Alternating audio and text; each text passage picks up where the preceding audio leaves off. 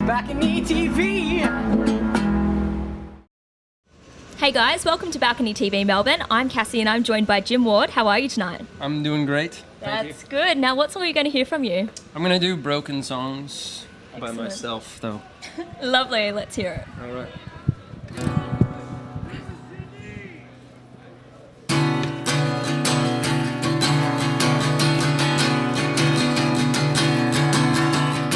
And I'm not too comfortable, too far from the start. And well, I don't find success interesting as art. And I build up in these broken souls, like said I should, like understood.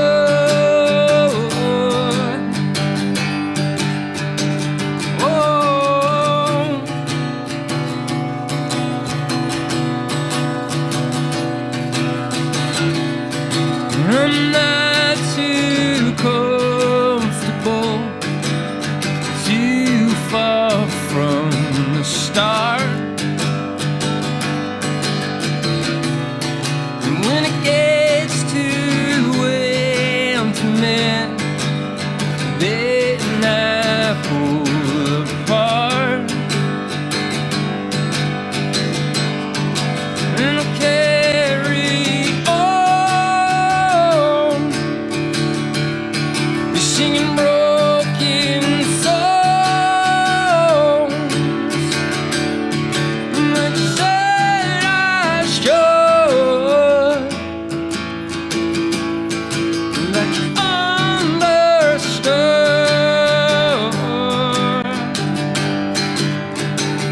Oh,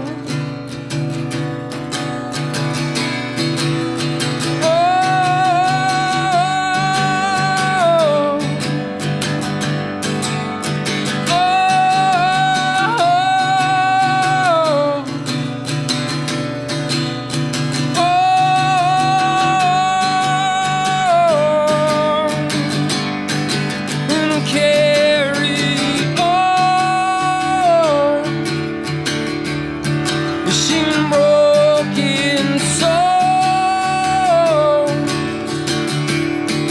like said I should, like understood.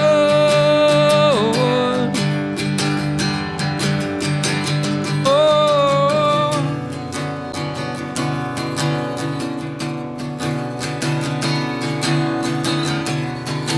I'm not too comfortable, too far from the start. Thanks very much. Thank you. Thanks for having me. No worries.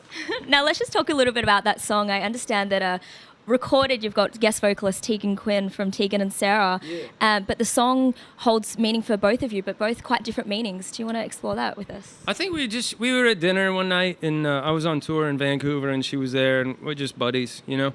And we went and had dinner, and we were kind of talking about we're born on the same day, not the same year, but we share the same birthday, you know. And we were talking about sort of both of our tendencies to kind of like, you know, enjoy the beginning of things, like relationships or bands, and not really maybe worry about sticking through. You know, for me, it's like I don't care if a band is about to make money or gonna get big or like the career path as much as I'm interested in like the newness and excitement of making a record, you know. And we just had like a sort of bonding moment about that, and then I was on vacation and I had a guitar and some stuff, and I wrote that song. And I knew the minute I wrote the second verse that it was about that conversation, and I sent it to her and just said, if you want to like maybe sing on it or something, it'd be cool. And she sent me back a all the parts, like 3 or 4 vocal parts, and it was insane. And it's a huge compliment, you know, when you write something for somebody and then not only do they want to sing it, they do sing it, and it's, you know, and you're a fan of what they do. I'm a huge fan of hers and Sarah as well. So, you know, it's a good moment for you as a writer, you know. You guys just click, and it does sound beautiful as well. Make sure you do get a hold of the record and check it out online, because I think it's absolutely gorgeous, the harmonies you guys have together. Thank you. Now let's go back, way back when you started your music career, was with iconic band that gone down in history now, At the Drive-In, which has influenced so many bands that we hear today. Did you ever know when you were making that music that you'd have such an impact on the modern music scene? I think the good thing about that band is that we never thought about things like that at all. It was just, we were just essentially a punk rock band from West Texas, and we went and we made records, and we went on tour, and at a certain point I got probably a little bit more than we could handle as a band, and so that was that, and we called it a day, essentially. So, no, I don't think that was ever I've never sort of been that, nobody was in a band to be famous or rich or anything like that, so sort of never really thought about that stuff, you know.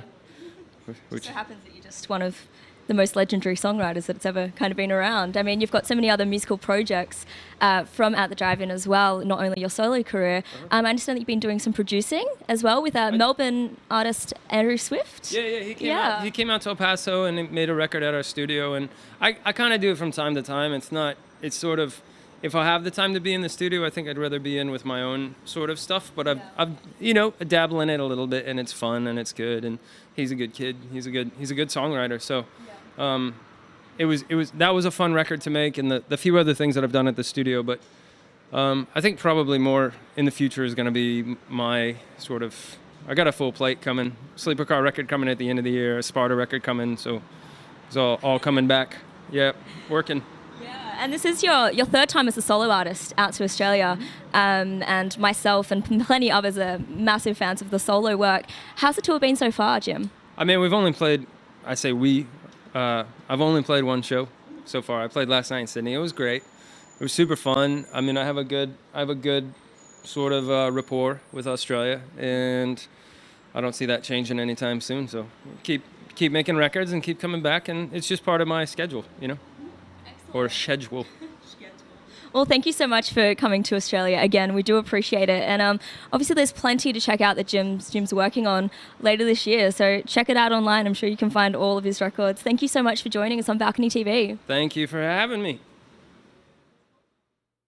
BalconyTV.